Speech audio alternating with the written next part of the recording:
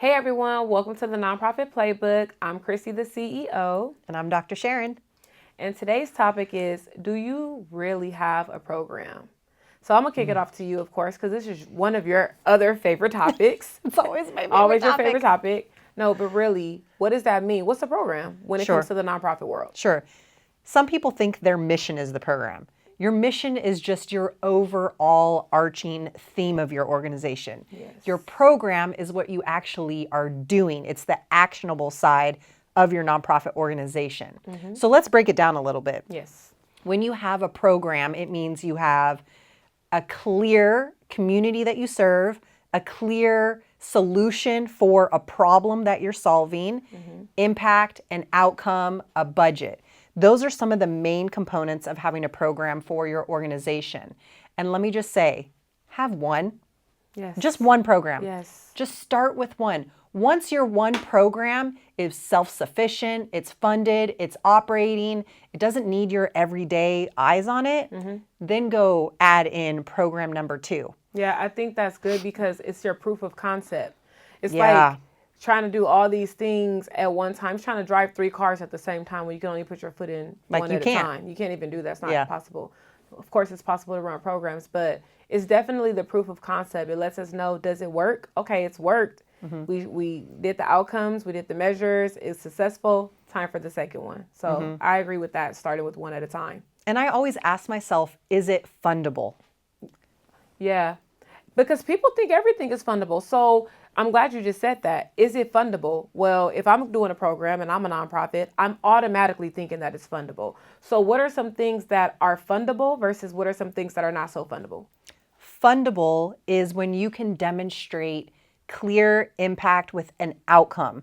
So a lot of times Band-Aid fixes, those are fundable. For example, making peanut butter and jelly sandwiches for the homeless. That's fundable. Somebody like a Costco can donate the bread, the jam, etc., or any local grocery store, things like that. Okay. That's fundable. That's also easy to get that donated as in kind, which Right. still saves you money. Right.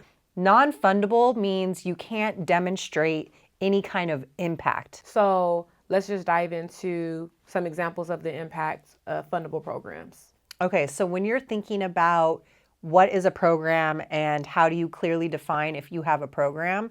So we talked about impact. So that means, can you demonstrate that what you're doing is a solution to the identified problem? Right. A program, you could think about the word program as literally a problem.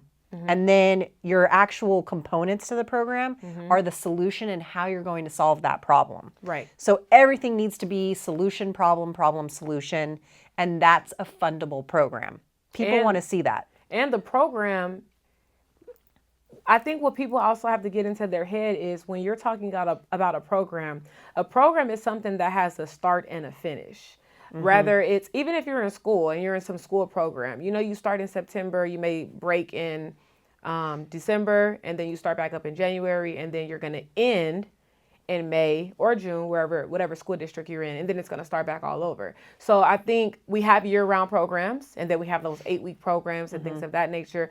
Do you think that when people are coming up with their problem or the solution to the problem that they're solving, where do you think their mindset is going when it comes to like putting this program out on paper with outcome measures, with all of those different things that they need to make it successful? Where are they going with that, or where are they not going? What are they missing? Usually, for the most part, when people are putting a program together, they're missing how much it costs to operate that program. That's the number one thing that people are missing. It's easy to say, I want to do XYZ for XYZ person, but you have to have how much that costs. You need to know the cost of staff, the cost of volunteers, because maybe you're feeding them. If it's a food program, a tutoring program, if it's a mental health program, animal welfare, how much does it cost to feed 500 dogs? You have to know these features in order to have a full understanding of how your program functions. Okay, well, let me ask this last question. With that being said, with the nonprofit, you're just starting, you just created this nonprofit, now you're rolling out your first program. Why, let's say I'm serving the underserved community, right? So I know they don't have. So I want to charge. but I know they don't have, so I'm going to make it free. Should I just make it free or should I still charge? Mind you, no grants have came in, no funding has come in, nothing has happened. What should I do with that program? Is there a cost to it or is it free? I love this question because most of you guys are starting brand new programs. So you're like, how do I even serve without any funding? So a couple of different things. You could do a hybrid program where you are maybe charging a sliding scale. You could do, and some of it is free, or you could just do a free program so you can get the impact numbers. So then you can demonstrate that there's a community you serve, and then you go ask for corporate sponsors. You ask donors, friends, family, businesses for money. You walk into grocery stores and you say, hey, I need some gift cards. These are things that, here's the thing, it's a mindset thing. If you're going to be a nonprofit, get over the fact that you're scared to talk to people. Yeah. That's what this is. So if you're starting a program and you don't have any money, I don't know what else to tell you besides pull your big girl panties up and go into that grocery store and ask, what can you donate? Yeah. That's all you got to do. You may get shot down a couple of times. You're going to get a yes eventually. Yeah. Grocery stores are a great place to start. I guarantee you, grocery store will give you a grocery gift card. And a no doesn't take away your nonprofit. It doesn't put you out of compliance. It doesn't make you negative in your bank account. A no just means no, and you're still in the same position, and now you need to go and get the yes. Yep. And go right on to that next person. Yeah. Keep going down the train. But when you're thinking about this, though, because we're talking about programs, right?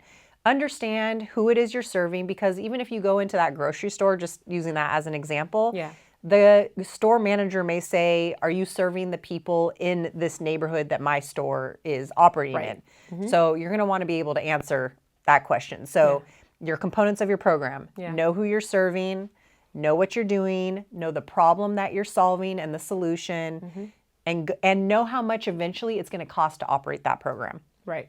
Yep. Okay. Well, if something in this video resonated with you, you have some issues with coming up with a program, or you're stuck somewhere, comment programs, like, share, subscribe, and don't forget to tell a friend, to tell a friend, to tell a nonprofit leader. We'll see y'all later.